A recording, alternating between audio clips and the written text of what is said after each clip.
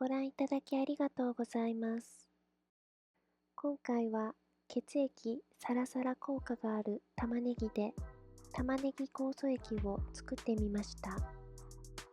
酵素は消化、吸収、代謝など私たちの体のほぼすべての反応、生命活動になくてはならないものです。また、酵素液には美肌になる、若々しくなる、太りにくくなる、健康になる、便通が良くなるなどの効果効能があると言われています。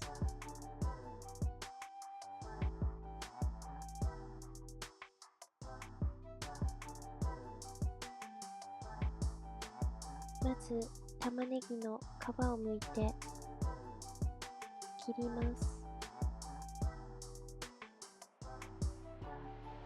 玉ねぎの 1.1 倍の量の砂糖を用意します。あらかじめ煮沸消毒しておいた保存容器に砂糖を入れます。次は玉ねぎ、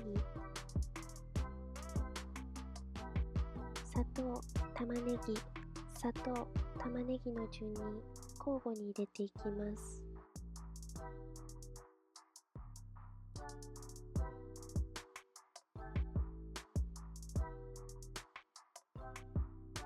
最後に砂糖を入れます。発酵には酸素が必要なので、蓋は緩めて保存します。1日目はこれで終了です。次の日から毎日1回よく混ぜます。完全に砂糖が溶けたら出来上がりです。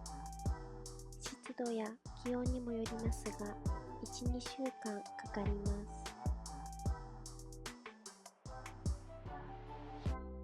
完全に砂糖が溶けたので、ざるやボウルなどで酵素をこします。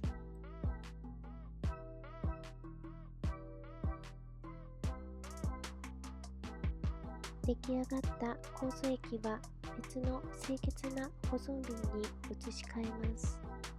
酵素はまだ発酵しているので、蓋は緩めて保存します。酵素液はそのままサプリとして飲んだり、ドレッシングや焼肉のタレの材料に使っています。また、こした後の玉ねぎももちろん食べれるので、今回はチヂミに入れてみました。